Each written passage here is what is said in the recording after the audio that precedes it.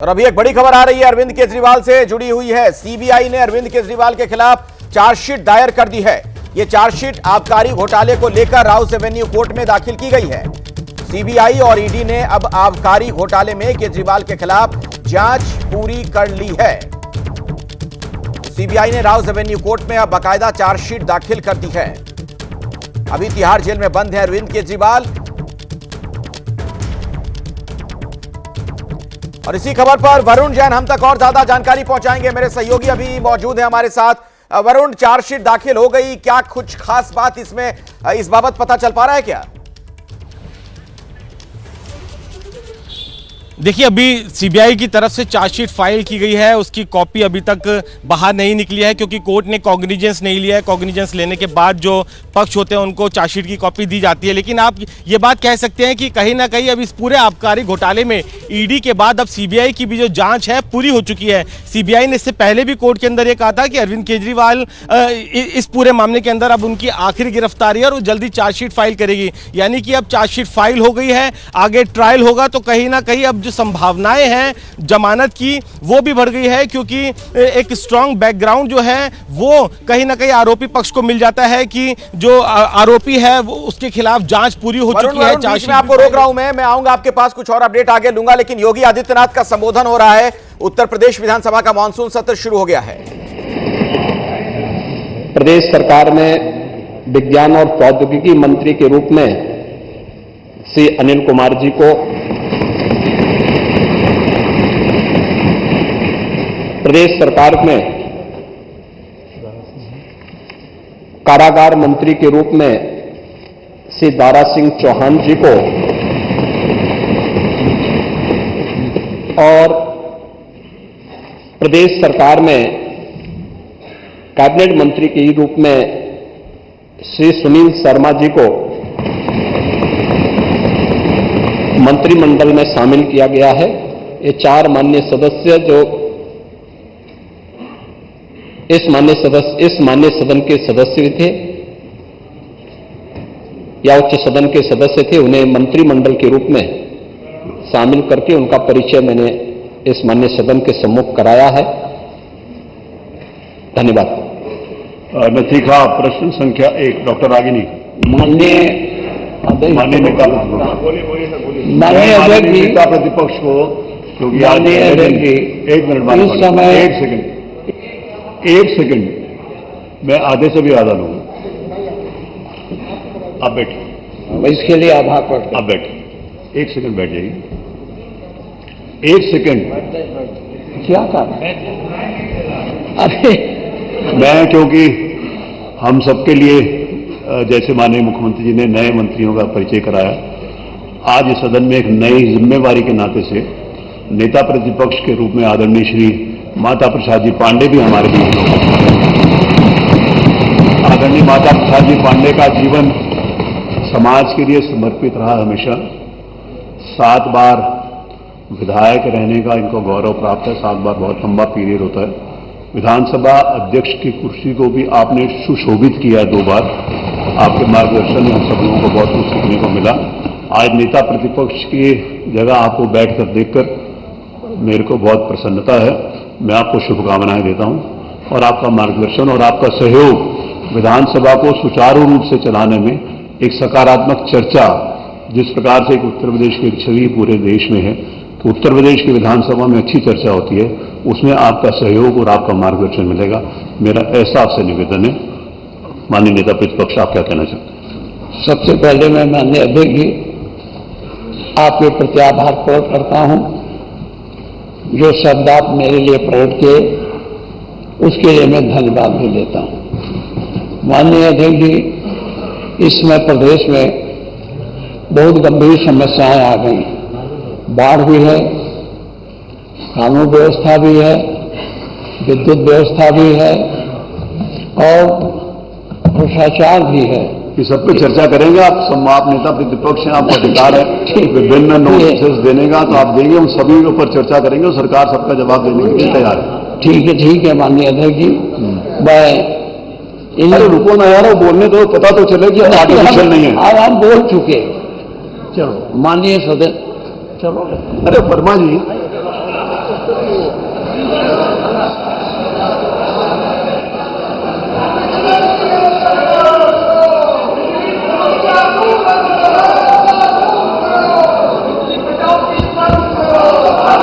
अब आप क्या चाहते हो? नहीं, इससे तो दूर नहीं होंगे। आपका विषय क्या है? विषय यह है कि आज नेता प्रतिपक्ष ने बिजली के ऊपर नियम 56 में सूचना दी है, उसको मैंने स्वीकार किया है। जो सूचना आपने दी है उसको मैंने स्वीकार किया, तो उसके ऊपर चर्चा होगी नियम 56 पर। तो आप क्यों ये करना चाहते हैं? चलिए, आपका मैसेज हो गया। मेरा आपसे निवेदन है, नहीं, आप प्रश्नकाल में रुचि ले रहे हैं तो आप चलो। अगर आपके प्रश्नकाल में रुचि नहीं है श्रीमान अतुल प्रधान, तो आप यहां खड़े हो सकते हो। मैं अभी करते हैं, दूर बैठो, चलो अपनी जगह में आप बैठो, करते हैं दूर।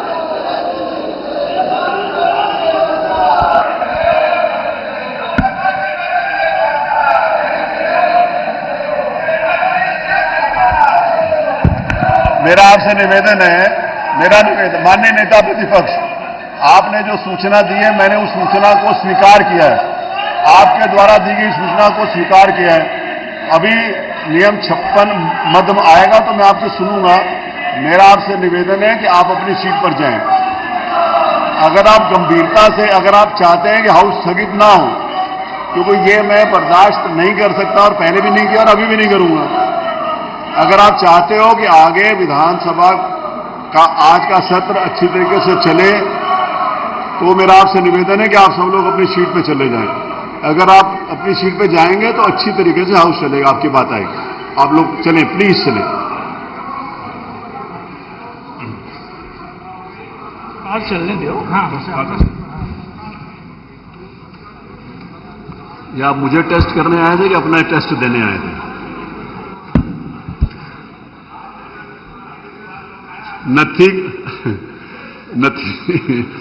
नथी खा, प्रश्न संख्या 1, डॉक्टर रागिनी। मैं आपका आभार व्यक्त करना चाहूंगी कि आपने मुझे प्रश्न पूछने का अवसर दिया। मेरा प्रश्न हमारे स्वास्थ्य विभाग के मंत्री जी से है कि गंभीर बीमारियों से पीड़ित मरीजों के लिए सरकार के द्वारा क्या योजनाएं बनाई गई हैं उसके रोकथाम के लिए, हमारे गरीब जनता की मदद के लिए। अध्यक्ष जी, बड़ा ही निराशापूर्ण जवाब आया है। मुझे ऐसा प्रतीत होता है कि जब सत्र में पिछले 2.5 वर्षों में आपके विभाग के द्वारा जब भी प्रश्न पूछे गए हैं तो आपका एक सेम आंसर है कि हमने इतने जिला अस्पताल, इतने मेडिकल कॉलेज, इतनी डायलिसिस की मशीन, इतने एम्बुलेंस। अध्यक्ष जी, मेरा बड़ा ही स्पष्ट सा सवाल था, और अगर आपने ये बताया है कि आपके इतने जिला अस्पताल, इतने मेडिकल कॉलेजेस हैं, तो मैं इस सदन के माध्यम से जौनपुर से जो हमारा मेडिकल कॉलेज है उसकी कुछ पिक्चर है वो आपको दिखाना चाहूंगी कि जहां पे काला पानी तैर रहा है। जो बिल्डिंग है वो बनने से पहले खंडहर हो चुकी है, ये स्थिति है। और आप इसे गिना करके जवाब देना चाहते हैं कि आप अपने विभाग में क्या कार्य कर रहे हैं। मैं ये टेबल कर दूंगी अध्यक्ष जी, ताकि ये मंत्री जी के पास जो असली पिक्चर्स है वो पहुंचे और उन्हें पता चले कि जो बार बार आप ये कहते हैं कि हमने मेडिकल कॉलेजेस बना दिए, जिला अस्पताल बना दिए, उन जिला अस्पतालों और मेडिकल कॉलेजेस की क्या स्थिति है। कुछ दिन पहले वहां के बच्चे धरना दे रहे थे, जिन्हें हम देश का भविष्य और आगे। तो उत्तर प्रदेश विधानसभा की कार्यवाही शुरू हो चुकी है। जब सदन की कार्यवाही शुरू हुई थी तब हल्ला हंगामा हो रहा था। अब अलग अलग जो विधायक हैं अपनी बात वहां पर रख रहे हैं, अपने इलाके की समस्याओं का जिक्र कर रहे हैं। आज जब सदन की शुरुआत हुई उससे पहले मुख्यमंत्री ने क्या कहा, योगी आदित्यनाथ ने, वो आपको सुनवाते हैं। सदन की कार्रवाई से चल सके। आज सेंट्रल में तीसरे टेन्योर के बाद भी अगर मेडिकल कॉलेजेस की ये स्थिति है, सदन की कार्रवाई सुचारू रूप से चल सके, विधायी कार्य सकुशल संपन्न हो सके, इसके लिए माननीय सदन से जो भी माननीय सदस्यगण हैं उन सब से मैं अपील करूंगा कि वे सभी अपना सकारात्मक योगदान मानसून सत्र के सुचारू संपन्न करने में अपना योगदान देंगे। इसके लिए आज से प्रारंभ हो रहे मानसून सत्र में मेरी सभी माननीय सदस्यों से अपील होगी। तो देश की सबसे तेज उभरती हुई अर्थव्यवस्था है उत्तर प्रदेश, इसका भी जिक्र अपने संबोधन में योगी आदित्यनाथ ने किया। ये यूपी विधानसभा से जो कार्रवाई इस वक्त चल रही है, सीधा प्रसारण आप देख रहे हैं। हालांकि सत्र हंगामेदार रहा। शुरुआत जैसी ही हुई, वहां पर विपक्ष के कुछ जो नेता हैं वो पोस्टर वगैरह लेकर वेल में पहुंच गए थे। समाजवादी पार्टी के विधायक हल्ला हंगामा कर रहे थे। तो सदन की कार्रवाई से जुड़ी खबर तो आपको हम दिखाते ही रहेंगे, लेकिन बीजेपी के अंदर जो खींचतान की खबरें पिछले कुछ दिनों से आ रही थी, क्या वो चीजें ठीक हो गई हैं या यथास्थिति है, अभी भी तनातनी है? हमारे सहयोगी अभिषेक उपाध्याय ने केशव मौर्य से थोड़ी देर पहले बातचीत की थी। क्या कुछ वो कह रहे थे, आपको सुनवाते हैं। केशव मौर्य, केशव जी क्या है? यूपी में सब ठीक है? अभी भारत माता की जय है। यूपी में अच्छा है? हाँ, यूपी में सब अच्छा है। सरकार में सब ठीक चल रहा है? सब ठीक चल रहा है। कुछ संगठन बड़ा है आज भी कहेंगे आप? संगठन सदा बड़ा है, हमेशा बड़ा रहेगा, हमेशा बड़ा रहेगा। और कार्यकर्ताओं का संतोष उसका क्या होगा? भी बहुत बड़ा रहेगा। चलो, भारत माता ठीक हो गया। और आपने और केशव प्रसाद मौर्य से हमने बात की है, उन्होंने कहा है संगठन सदा बड़ा रहेगा। यही बात पहले भी उन्होंने कही थी, संगठन सबसे बड़ा। तब सवाल ये पूछे गए थे आखिर इस वक्त ये कहने का क्या मतलब है, वो खुद भी सरकार में है। तभी ये चीजें सामने आनी शुरू हुई थी कि अंदर खाने सब कुछ ठीक नहीं, और अभी भी अपने इस स्टैंड पर केशव मौर्य कायम है। तो मतलब क्या है, यही तो सवाल है। एक ब्रेक, देखते रहिए एबीपी न्यूज। दिल्ली कोचिंग हादसे से जुड़ी अभी की बड़ी खबर मैं आपको बता दूं, ये पूरा मामला अब राजनीतिक तौर पर भूत तूल लेता हुआ नजर आ रहा है। बीजेपी की तरफ से आम आदमी पार्टी के खिलाफ प्रदर्शन किया जा रहा है। तो राजेंद्र नगर इलाके में जो हादसा हुआ, पानी भर जाने की वजह से 3 छात्रों की जान चली गई। अब इस मामले पर आप देख रहे हैं कि इस तरीके की राजनीति भी देखने को मिल रही है। साफ तौर पर आम आदमी पार्टी पर आरोप बीजेपी का कि चूंकि एमसीडी पर वो काबिज हैं, क्यों इस तरीके की लापरवाही बरती गई? इस तरह के कोचिंग इंस्टीट्यूट पहले बंद क्यों नहीं किए गए? क्यों आखिर अंडरग्राउंड ये सारे इंस्टीट्यूट इस तरीके से चल रहे थे, जिसकी वजह से ये बड़ा हादसा हुआ है। अब जाकर कार्रवाई की गई है, पहले क्यों कार्रवाई क्यों नहीं की गई? ऐसे इंस्टीट्यूट्स बंद क्यों नहीं किए गए?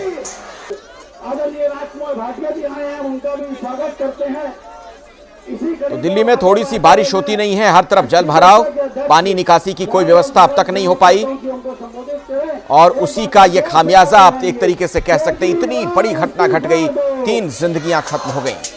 मेरे सहयोगी अहमद बिलाल यहीं पर मौजूद है जहां पर बीजेपी का प्रदर्शन चल रहा है। बिलाल,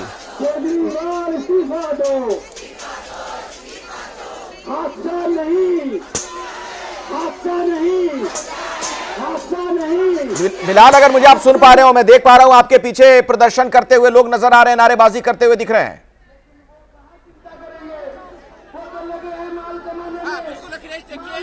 दिल्ली बीजेपी का प्रदर्शन जो है वो शुरू हो गया है। आपको बता दें कि राजेंद्र नगर में जो 3 पुलिस अभ्यर्थी की मौत हो गई, बीजेपी हिंसा नहीं बल्कि हत्या लगाकर प्रदर्शन कर रही है, और सीधे सीधे शिक्षा मंत्री आतिशी का और दिल्ली के मुख्यमंत्री अरविंद केजरीवाल का। फिलहाल मैं आपको बीच में रोक रहा हूं क्योंकि आपके माइक से आवाज नहीं आ रही है, स्पष्ट तौर पर हम नहीं सुन पा रहे हैं कि आप कह रहे हैं। ये तस्वीरें दर्शकों को तब तक मैं दिखाता हूं, उस टेक्निकल फॉल्ट को आप दूर कर लीजिए। ये तस्वीर जो हम दिखा रहे थे, दरअसल ये प्रदर्शन किया जा रहा है दिल्ली कोचिंग हादसे पर।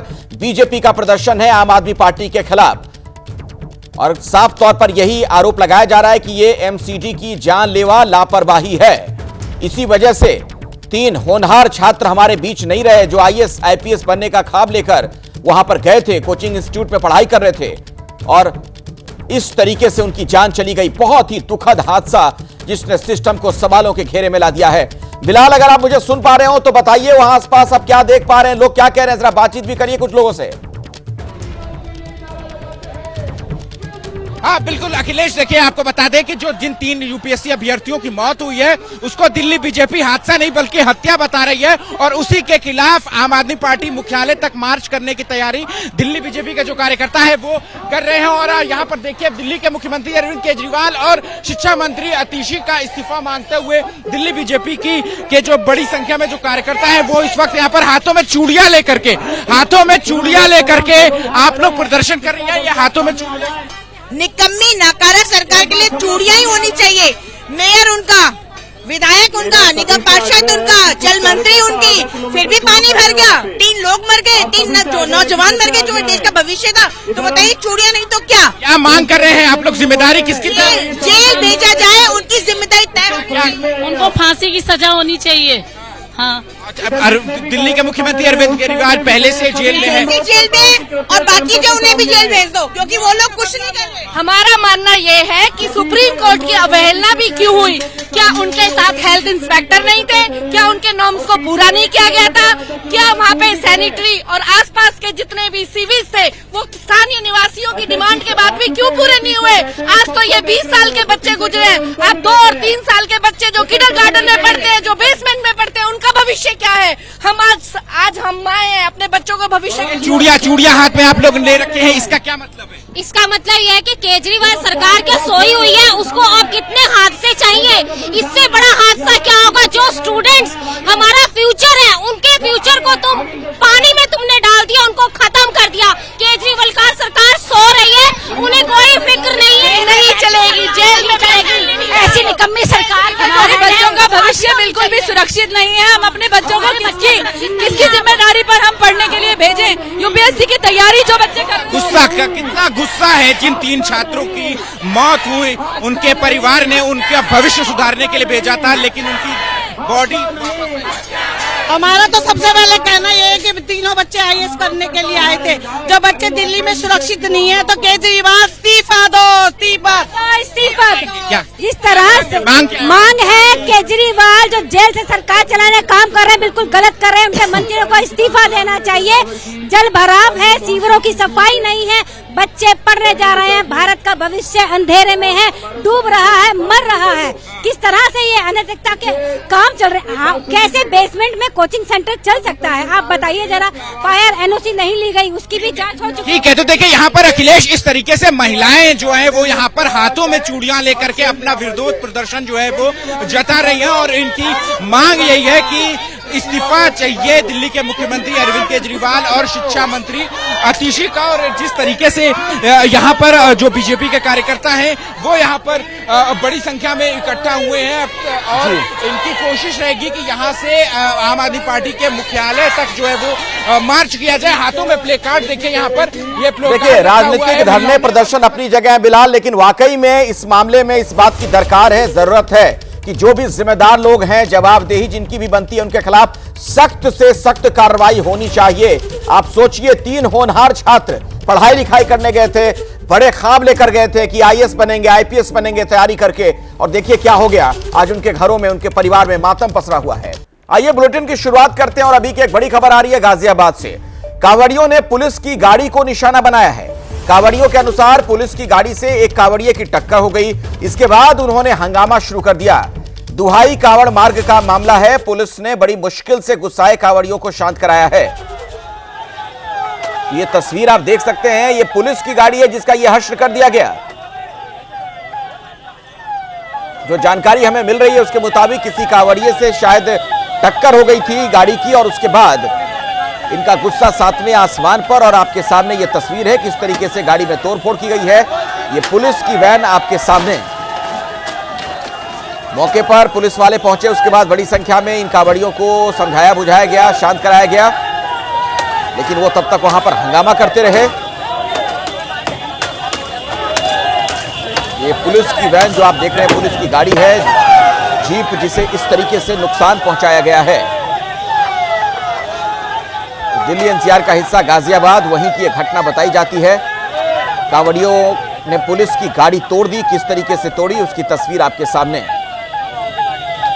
जो शुरुआती जानकारी है उसके मुताबिक इन कांवड़ियों की से गाड़ी की टक्कर हो गई थी और उसके बाद इन्होंने यहां पर यह हंगामा किया है। तो ये गाजियाबाद की तस्वीरें आप देख रहे हैं, जहां पर कांवड़ियों ने पुलिस की गाड़ी को निशाना बनाया है। उनका यह कहना था कि पुलिस की गाड़ी से कांवड़िये की टक्कर हो गई थी, उसे चोट लग गई थी, और उसके बाद देख रहे हैं आप बड़ी संख्या में कांवड़ियों ने वहां हंगामा किया।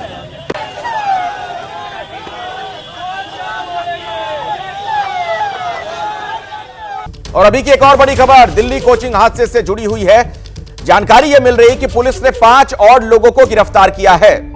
गिरफ्तार हुए नए आरोपियों में बेसमेंट का मालिक है, साथ ही उस काली गाड़ी का ड्राइवर भी है, जो वहां से गाड़ी को तेज रफ्तार में लेकर गुजरा था और बेसमेंट का गेट तब टूट गया और यह सैलाब नीचे की तरफ चला गया था, बेसमेंट की तरफ चला गया था पानी। 5 नई गिरफ्तारियों के बाद अब तक कुल 7 लोग गिरफ्तार किए जा चुके हैं। तो दिल्ली कोचिंग हादसे पर अभी की बड़ी खबर, कुछ और गिरफ्तारियां हुई हैं। दिल्ली पुलिस ने 5 और लोगों को गिरफ्तार किया है, जिनकी अलग अलग तरीके से इस पूरे मामले में भूमिका बताई जा रही है। कितनी गिरफ्तारियां हो चुकी हैं अब तक? हमने पहले 2 व्यक्ति गिरफ्तार किए थे और अब हमने 5 और लोगों को इस केस में गिरफ्तार किया है। इसमें 4 वो हैं जो इस बेसमेंट के ओनर्स थे और एक व्यक्ति वो है जो उस रोड से बहुत ही तेज़ गति से अपने गाड़ी को ले जाते हुए दिखा है, जिसके कारण उस बिल्डिंग के गेट का डैमेज होना देखा गया है। तो इस तरह इन 5 व्यक्तियों को और गिरफ्तार किया गया है। अब टोटल इसमें 7 लोग अरेस्ट हो चुके हैं और इसमें आगे अभी इन्वेस्टिगेशन पूरी तरह प्रोफेशनली कंटिन्यू हो रहा है। तो कुछ और गिरफ्तारियां हुई हैं और हम आपको हादसे के दौरान की कुछ तस्वीरें भी दिखाते हैं, जो अलग अलग नई तस्वीरें सामने आ रही हैं। कुछ लोगों ने अपने मोबाइल से ये तस्वीरें क्लिक की थी, जो वीडियो आप देख रहे हैं। ये वो छात्र हैं जो अंदर फंसे हुए थे जब ये हादसा हुआ है। एक एक करके इन्हें उस वक्त बाहर निकाला जा रहा था। आप देख सकते हैं पानी बहुत तेजी के साथ बेसमेंट की तरफ भरता हुआ।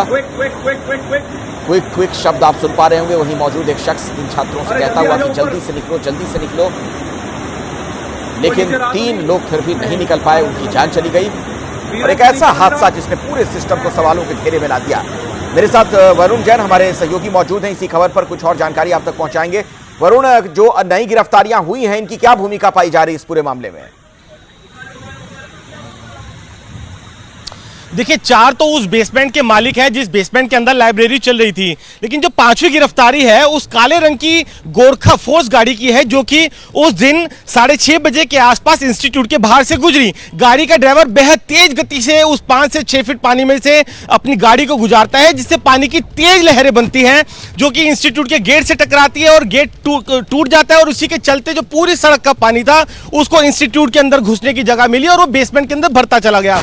लेकिन पुलिस के अधिकारियों से जब हमने पूछा कि किस सेक्शंस में ड्राइवर को गिरफ्तार किया है, तो उनका कहना है कि जिस सेक्शन में एफआईआर दर्ज किया, यानी गैर इरादतन हत्या, अगर ड्राइवर जिसकी मजबूरी है कि जो भरा हुआ पानी है उसमें से किसी तरीके से अपने गंतव्य तक पहुंचने के लिए गुजरना, अगर उस पर गैर इरादतन हत्या का मुकदमा दर्ज होता है, तो वो एजेंसीज के लोग क्यों नहीं, वो एमसीडी के लोग क्यों नहीं, जिनके चलते यहाँ पे ड्रेनेज सिस्टम बिल्कुल कोलैप्स था, जिसके चलते सड़क पर पानी भरता चला गया और किसी इंसान को मजबूरन अपनी गाड़ी गुजारना वहां से गुजारनी पड़ी। तो ऐसे में कहीं ना कहीं अब जवाबदेही पुलिस की भी यहां पर आगे बनती है कि अगर ड्राइवर को गिरफ्तार किया है तो एजेंसीज के उन लोगों तक भी उनका शिकंजा पहुंचे, जिनके चलते पूरी दिल्ली का वैलिड पॉइंट उठाया है वरुण आपने। बिल्कुल सही बात आप कह रहे हैं कि ये छोटी मछलियां जो है इन्हें पकड़कर क्या मिलेगा।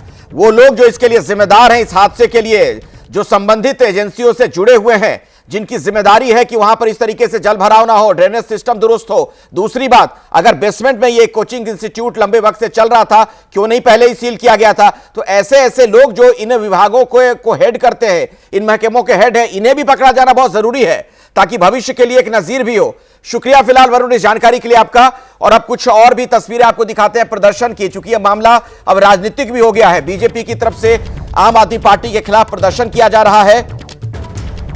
राजेंद्र नगर में 3 यूपीएससी अभ्यर्थियों की मौत को हादसा नहीं बताया है बीजेपी का कहना है कि दरअसल यह हत्या है। आम आदमी पार्टी के खिलाफ वहां पर प्रदर्शन किया जा रहा है। वहीं पर मेरे सहयोगी अहमद बिलाल भी मौजूद हैं। बिलाल, बिल्कुल बिल्कुल अखिलेश, देखिए आपको बताना चाहूंगा कि यहाँ पर जो दिल्ली बीजेपी के कार्यकर्ता है वो आम आदमी पार्टी के खिलाफ प्रदर्शन कर रहे हैं। सीएम केजरीवाल और आतिशी का इस्तीफा मांगा जा रहा है और इस हादसे को हत्या बताया जा रहा है। देखिए यहाँ पर हाथों में ये इस तरीके से चम्मच और थाली और दूसरे हाथ में यहाँ पर चूड़ी लेकर के आम आदमी पार्टी की सरकार के खिलाफ प्रदर्शन किया जा रहा है। क्यों ये थाली और चम्मच लेकर के और चूड़ियां लेकर के? हम ये थालियां और चूड़ियां दोनों चीज इसलिए लाए हैं क्योंकि जो थाली और ये चमचे होते हैं ना, ये हमारे किचन में यूज आने वाले होते हैं। लेकिन आज हम इतने मजबूर हो गए कि इन्हें लेकर यहाँ आए। दिल्ली सरकार इस तरह गूंगी फट बहरी हो चुकी है कि उन्हें हमारा दर्द सुनाई तो छोड़ो, दिखाई भी नहीं देता। अभी तक शराब की नगरी बना रखा था दिल्ली को, गंदे पानी से बेहाल। क्या मांग है, मांग क्या कर रहे हैं आप लोग? ये चूड़ियां जो मांग रहे हैं कि दिल्ली में गूंगी बहरी सरकार को तुरंत प्रभाव से इस्तीफा छोड़ना चाहिए, अपनी गद्दी छोड़नी चाहिए। आतिशी और ये केजरीवाल ये बैठ के क्या कर रहे थे जब पीडब्ल्यूडी के नाले ओवरफ्लो हो रहे थे, तो वो क्या सो रहे थे वो अब तक? लेकिन 7 सांसद तो बीजेपी के भी हैं। राजेंद्र नगर जिस इलाके में पड़ता है उसकी सांसद बांसुरी स्वराज भी तो हैं, वो तो बीजेपी की हैं। सर राज तो उनका ही चल रहा है ना, वो जेल से भी सत्ता चला रहे हैं, अंदर से वो किसको क्या कमांड कर रहे हैं। लेकिन वो ये नहीं देख रहे दिल्ली को जलमय बना रखा है। दिल्ली के जल भराव जो भरे हुए हैं उसको खाली क्यों नहीं करवाते अपनी सत्ता के अंदर? एमसीडी की जिम्मेदारी है, दिल्ली की सरकार की जिम्मेदारी है, बीजेपी की भी कोई जिम्मेदारी है? केंद्र में सरकार है, सांसद दिल्ली में है। बीजेपी अपनी जिम्मेदारी निभा तो रही है, उसे आने का मौका क्या देते हैं लोग? करने ही नहीं देते कुछ। अब जो बच्चे मरे हैं उनका जिम्मेवारी अब कोई भी नहीं ले रहा। अब कर रहे हैं ये कार्रवाई। ये जो नाले भरे थे ये इन्हें पहले सफाई करनी थी ना। आम आदमी पार्टी के नेता तो कहते हैं कि एलजी साहब कुछ काम करने नहीं देते, अधिकारियों को जो है वो नहीं काम करने देते, अधिकारी भी टाइम नहीं देते। भाई साहब, जब काम करने की जिम्मेदारी आती है ना तो वो ऐसे ही आरोपण करते हैं एक दूसरे पर, जबकि काम करने की जिम्मेदारी उनकी होनी चाहिए, विधायक उनकी। ठीक है। तो देखिए अखिलेश, एक बार मैं आपको प्रोटेस्ट के भी अंदर की तस्वीरें दिखाऊंगा। मेरे कैमरा पर्सन हेमंत सूद से मैं कहूंगा कि एक बार वो कैमरा ऊपर कर ले और यहाँ पर देखिए किस तरीके से यहाँ पर जो लोग इकट्ठा हुए हैं, जो बीजेपी के कार्यकर्ता हैं, और इनकी जो मांग है वो किस तरीके से है कि जो दिल्ली के मुख्यमंत्री हैं अरविंद केजरीवाल और आतिशी का इस्तीफा हो। और ये जो आपराधिक जो लापरवाही है, ये इस लापरवाही को आपराधिक लापरवाही कहने में हमें बिल्कुल भी गुरेज जो है वो यहाँ पर नहीं करना चाहिए। प्ले कार्ड देखिए वो इसी तरीके से है कि इस्तीफा दो, दिल्ली सरकार इस्तीफा दो। क्या मांग कर रहे हैं आप लोग? हाथों में थाली चूड़ियां लेकर के प्रदर्शन कर रहे हैं। पूरे देश की माएं दिल्ली की तरफ देखती हैं जब वो अपने बच्चों को पढ़ाना चाहती हैं। एक उच्च शिक्षा के लिए दिल्ली को सभी माँ बाप देखते हैं कि हमारे बच्चे किसी भी आसपास के शहरों में पढ़ते हैं, उनकी इच्छा रहती है कि हमारे बच्चे दिल्ली में क्या पढ़े। आप ये देखिए कि जिस तरीके से बच्चों की मौत हुई है, इस तरीके का पानी की वजह से और बिजली के करंट लगने की वजह से, ये जो दिल्ली सरकार की जो एक तरीके से दिल्ली सरकार की ही सिर्फ जो जिम्मेदारी बनती है, बीजेपी की कोई जिम्मेदारी नहीं बनती। 7 सांसद है, वहाँ से सांसद बांसुरी स्वराज, वहाँ का पार्षद, वहाँ का विधायक, और वो दोनों के दोनों जो आम आदमी पार्टी के हैं, और जो जल मंत्री है वो भी आम आदमी पार्टी की है। तो जिस तरीके से जल को लेकर इतने दिनों से आम आदमी पार्टी के नेता कहते हैं कि अधिकारी उनको टाइम नहीं देते डिसिल्टिंग के लिए, वो कहते हैं, लेकिन उनको वक्त नहीं। देखिए हम सभी जानते हैं कि जल का काम दिल्ली सरकार का है, एमसीडी दिल्ली सरकार की है। जिस तरीके से वहाँ पे 1700 लाइब्रेरीज चल रही है वो गैर जिम्मेदाराना तरीके से चल रही है, जो कि नॉट अलाउड है। क्या 3 बच्चों की मौतों पर राजनीति हो रही है? हम राजनीति के उससे नहीं, हमारे बच्चे, हमारी जितनी उम्र के बच्चे आए हुए हैं, हमारे जैसे बच्चे हैं, जवान बच्चे, हमें इतना दुख है। राजनीति से हटकर हम बात कर रहे हैं, राजनीति नहीं होनी चाहिए इसमें, ये हमारा दर्द है हमारा, राजनीति नहीं। तो फिर ऐसे में सिर्फ राजनेताओं से ही क्यों इस्तीफा? अधिकारियों के ऊपर भी कार्रवाई? अधिकारियों से भी इस्तीफा मांगना चाहिए। पहले तो राजनेता दे इस्तीफा, फिर अधिकारी अपने आप ही देंगे, अपने आप ही अधिकारी अपने आप ही देंगे। गलती उनकी भी है, उनकी भी है, दोनों की ही गलती है। आज संसद में हमारे जो सांसद हैं वो सभी इस मुद्दे को उठाने वाले हैं कि इसके ऊपर ज्यादा से ज्यादा इसके ऊपर एक जवाबदेही बनती है जो आम आदमी पार्टी को देनी चाहिए। ठीक है, तो देखिए यहाँ पर इसी तरीके से अखिलेश, यहाँ पर मैं और अंदर की तरफ आपको लेकर के जाना चाहूंगा। तो देखिए जहाँ पर हर दूसरी महिला के हाथ में प्ले कार्ड है, और यहाँ से जो मंच से जो बीजेपी के जो नेता है वो यहाँ पर संबोधन कर रहे हैं और संबोधन में केजरीवाल के इस्तीफे की मांग कर रहे हैं। और जहाँ पर जो नीचे कार्यकर्ता है उनके हाथों में इस तरीके से जो हाथों में थाली और देखिए यहाँ पर जो चूड़ियां हैं वो महिलाएं लेकर के यहाँ पर आम आदमी पार्टी के दफ्तर से मात्र 50 मीटर की दूरी पर ये सभी जो कार्यकर्ता है वो इकट्ठा हुए हैं और इनकी कोशिश अब यही है कि यहाँ से अपना विरोध प्रदर्शन आगे भी लेकर के जाएंगे और ये मार्च जो है वो अपना आगे की ओर आम आदमी पार्टी कार्यालय की ओर भी लेकर, यहाँ से आप लोग आम आदमी पार्टी कार्यालय की ओर जाएंगे, कार्यालय तक जाएंगे, केजरीवाल जी को चूड़ी पहुंचा खाएंगे। केजरीवाल जी चूड़ी पहनो और जेल में ही रहो, दिल्ली का अपनी गद्दी से इस्तीफा दे दो। और इसके अलावा और क्या मांग कर रहे हैं? और ये मांग करने आए हैं जिन बच्चों की हत्या हुई एमसीडी के अंदर, केजरीवाल की सरकार है, आम आदमी पार्टी की सरकार है, ना नारे साफ करवाए। हम भी पार्षद थे लेकिन इतना बुरा हाल हमने कभी नहीं देखा। बिलाल, मैं आपके पास आऊंगा। लोगों का जो गुस्सा है, जो आक्रोश है, उसका सहज अंदाजा लगाया जा सकता है। वाकई में ये जानलेवा लापरवाही है और बहुत जरूरी है कि इस मामले में आपराधिक मामले की जैसे कार्रवाई होती है उसी तरीके की कार्रवाई होनी चाहिए। और अभी की बड़ी खबर, एक और जानकारी आपको दे दें। राजेंद्र नगर में बुलडोजर एक्शन की तैयारी है। एमसीडी की टीम अतिक्रमण हटाने के लिए पहुंची है। तो एमसीडी की टीम वहां पर बुलडोजर एक्शन के लिए तैयार। आप देख रहे हैं, तस्वीरें सामने आ गई हैं। दरअसल ये पूरा जो इलाका है, मैं आपको बता दूं कि यहां पर सैकड़ों कोचिंग इंस्टीट्यूट हैं। मशरूम की तरह उगाए कोचिंग इंस्टीट्यूट यहां पर हर गली में है। हर नुक्कड़ पर आप देखेंगे तो एक बोर्ड, एक तख्ती लगी हुई आपको मिल जाएगी, जहां पर यूपीएससी की तैयारी करने वाले छात्रों को पढ़ने के लिए, पढ़ाने के लिए आमंत्रित किया जाता है उन्हें। लेकिन आप किस तरह से बच्चों को पढ़ाते हैं, ये बहुत बड़ा सवाल। इस हादसे ने कई गंभीर सवाल खड़े किए हैं। सबसे पहले तो बेसमेंट में जहां पर पढ़ने के लिए इन बच्चों को बुलाया जा रहा था कोचिंग इंस्टीट्यूट में, क्या उसके लिए वहां पर परमिशन थी? क्या उस तरीके के हालात थे? क्या वहां पर इमरजेंसी आपातकालीन स्थिति में निकलने की व्यवस्था थी? कुल मिलाकर अभी की तस्वीर तो यही कहती है कि ऐसा कुछ भी नहीं था और यही वजह है कि कई कोचिंग इंस्टीट्यूट्स को सील करने की भी जानकारी सामने आई है। लेकिन अब यह सब क्यों हो रहा है? सवाल तो यह है, एमसीडी की टीम जो अभी पहुंच रही है, पहले क्यों नहीं पहुंची? पहले जब इलीगल कंस्ट्रक्शन वहां पर जारी था, उसे वक्त रहते रोका क्यों नहीं गया? क्या इसी तरीके के हादसे का इंतजार रहता है सिस्टम में बैठे लोगों को, सरकार में बैठे लोगों को? जिन लोगों की जान गई, 3 युवाओं की, उनके परिवार वालों का रो रो कर बुरा हाल है। तमाम ख्वाब उन्होंने देखे थे अपने बच्चों के लिए, लेकिन सोचिए जरा उन पर क्या कुछ इस वक्त बीत रही होगी। एक आपराधिक लापरवाही जिसकी वजह से 3 युवाओं की जान चली गई। एमसीडी की टीम हालांकि अब अतिक्रमण हटाने पहुंची है, लेकिन सवाल यही कि पहले यह कार्रवाई क्यों नहीं की गई? क्या इंतजार किया जा रहा था इसी तरीके के हादसों का? और क्या यह आई वॉश नहीं है, आंखों में धूल झोंकना नहीं है? इतनी बड़ी घटना घट जाने के बाद अब ये लोग पहुंच रहे हैं। क्या इन लोगों के खिलाफ कार्रवाई नहीं होनी चाहिए? ऐसे लोग जिन्होंने अतिक्रमण होने दिया, ऐसे लोग जिनकी जिम्मेदारी थी कि कोचिंग इंस्टीट्यूट्स पर नजर रखें कि कहां पर ये क्लासेस ली जा रही हैं, कहां पर क्लासेस आयोजित की जा रही हैं, क्या वहां पर आपातकालीन हालात में निकलने के इंतजाम है, नहीं है। और अब जो कुछ तस्वीरें आप देख रहे हैं, ये अलग अलग कोचिंग इंस्टीट्यूट्स में जो बेसमेंट वाला हिस्सा था वहां खाली करवाया जा रहा है। कुर्सियां वगैरह हटाई जा रही हैं क्योंकि ये सब कुछ इलीगल तरीके से चल रहा था। सिर्फ मुनाफा कमाना, ऐसा लगता है कि इन कोचिंग इंस्टीट्यूट्स का उद्देश्य है। छात्रों की जिंदगी के साथ कैसे खिलवाड़ की गई है उसका आप अनुमान लगा सकते हैं। और यही नहीं, बारिश होने के बाद जलभराव की स्थिति क्यों होती है? सड़कों पर इतना पानी क्यों आ जाता है कि अगर वो किसी के घर में घुस जाए, किसी के बेसमेंट में चला जाए तो बाढ़ जैसे हालात हो जाए। एमसीडी के ऐसे लोगों के खिलाफ भी कार्रवाई होनी चाहिए जिनकी यह जिम्मेदारी है कि ड्रेनेज सिस्टम को दुरुस्त किया जाए। मॉनसून से पहले सारे नालों की सफाई होनी चाहिए ताकि पानी वहां ना जमने पाए, ना रुकने पाए। आप सोच रहे हैं, देश की राजधानी का यह हाल है, दिल्ली देश की राजधानी, और वहां पर यह स्थिति। एमसीडी जिस पर आम आदमी पार्टी काबिज है, उसे इसका जवाब देना चाहिए। बड़ी बड़ी बातें, आदर्श की बातें करने से काम नहीं होता, बल्कि हकीकत की धरातल पर उतरकर काम करना पड़ता है। क्यों इस तरीके के हालात बन गए हैं दिल्ली की सड़कों पर? और यह सिर्फ राजेंद्र नगर की बात नहीं, आप दिल्ली में कहीं भी चले जाएं, लगभग इलाकों में यही स्थिति है। 10-20 मिनट की बारिश होगी और उसके बाद आप देखिएगा सड़कों का हाल ऐसा लगता है कि मानो नदी बह निकली हो। यहां भी यही हुआ। इस इलाके में बहुत ज्यादा पानी सड़क पर हर तरफ नजर आ रहा था और उसके बाद वो पानी किसी वजह से बेसमेंट की तरफ चला गया। और ये तस्वीर भी हम आपको लगातार दिखा रहे हैं, तेज प्रवाह पानी का नजर आ रहा है, बहुत तेज गति के साथ। ये बेसमेंट का पूरा अंदर का हिस्सा भर गया था। और इसी में उन 3 बच्चों की जान गई है।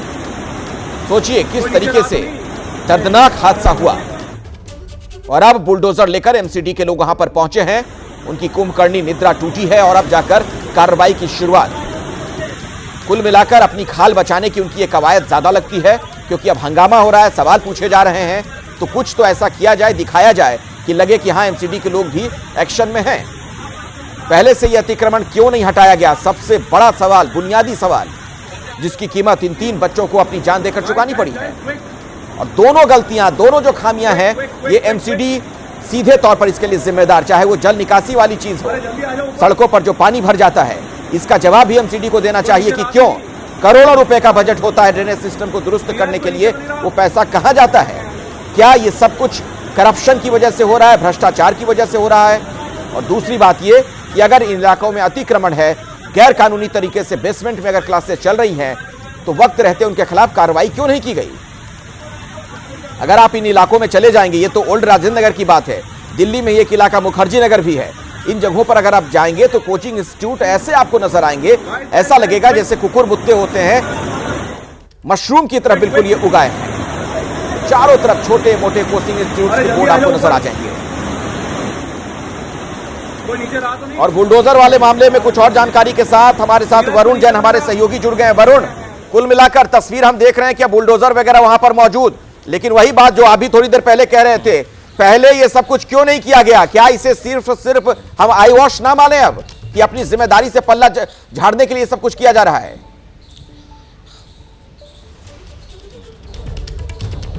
देखिए, बिल्कुल कहीं ना कहीं जो अधिकारी है वो ये जानते हैं कि इस मामले में अब जिम्मेदारी तय करना बेहद जरूरी हो जाता है। राजधानी दिल्ली लगातार हादसों का शिकार हो रही है, कभी हॉस्पिटल में आग लगती है तो बच्चों की मौत हो जाती है, कभी राह चलते किसी की सड़क पे करंट लगने से मौत हो रही है। तो लोगों के अंदर एक गुस्सा और आक्रोश है। जिस तरीके से छात्र प्रोटेस्ट पर बैठे थे, एमसीडी भी जानती है कि अब कुछ कार्रवाई करनी होगी, इसीलिए अब बुलडोजर की कार्रवाई हो रही है। जितनी भी एंक्रोचमेंट है उसको तोड़ा जाएगा ओल्ड राजेंद्र नगर के अंदर। और साथ ही सबसे बड़ी और अहम खबर बता दूं, अब एमसीडी के जो आयुक्त है उन्होंने अश्विनी कुमार, उन्होंने बड़ी कार्रवाई की है। एक जेई को टर्मिनेट कर दिया है इलाके के, और एक एई को सस्पेंड किया है, यानी कि 2 एमसीडी के अधिकारियों पर जो गाज है वो गिरी है, जेई और एई पर एक्शन लिया गया है। तो कहीं ना कहीं अब ये जो यही बात वरुण बता रहे हैं, जो मैं अब आपको बताने जा रहा हूं कि दिल्ली कोचिंग हादसे को लेकर एक बड़ी कार्रवाई की गई है। एमसीडी ने एक जूनियर इंजीनियर को बर्खास्त कर दिया है और एक असिस्टेंट इंजीनियर सस्पेंड किया गया है। वरुण, अपनी बात पूरी कर लें आप। देखिए, बिल्कुल एबीपी न्यूज शुरू से ये सवाल उठा रहा था कि आखिरकार सिर्फ जो बेसमेंट के मालिक या फिर वहां पर जो इंस्टीट्यूट चला रहे हैं वो इसके लिए जिम्मेदार कैसे हो सकते हैं? एमसीडी ने परमिशन दी है, फायर ने एनओसी दी है। अगर उन्होंने एनओसी दी है तो उन्होंने जाकर इंस्पेक्शन क्यों नहीं किया? अगर एनओसी लेने के बाद वहां पर लाइब्रेरी बनाई गई है तो एक टाइम पर इंस्पेक्शन टीम होती है, वो मुआयना करती है और देखती है कि नियमों के हिसाब से इंस्टीट्यूट चल रहे हैं कि नहीं चल रहे हैं। यानी कि कहीं ना कहीं जो अथॉरिटी है, एमसीडी है, जो जिन्होंने इजाजत दी है, उसके अधिकारी भी जिम्मेदार है, साथ ही वो लोग भी जिम्मेदार है जिनके कारण ड्रेनेज सिस्टम है वो पूरी तरीके से कोलैप्स हो चुका है। मिनटों की बारिश में 6-6, 7-7 फीट पानी भर जाता है। तो अब एमसीडी के जो आयुक्त है अश्विनी कुमार, उनकी तरफ से ये कार्रवाई की गई है। एक जेई को टर्मिनेट कर दिया गया, वही एक एई को सस्पेंड किया गया इस मामले में। जी बिल्कुल वरुण, लेकिन वही बात बार बार कि ये सारी चीजें पहले से क्यों नहीं की जाती हैं? क्या मौत का इंतजार करते हैं हम लोग ताकि उसके बाद किसी तरह की कोई कार्रवाई की जाए? अगर पहले ये सब कुछ हो गया होता, अगर भ्रष्टाचार नहीं होता, करप्शन नहीं होता, कार्रवाई पहले से हो रही होती, तो आज ये दिन नहीं देखना पड़ता। वो 3 परिवार जिनकी खुशियों को आग लग गई, आप सोचिए 3 युवा मारे गए हैं।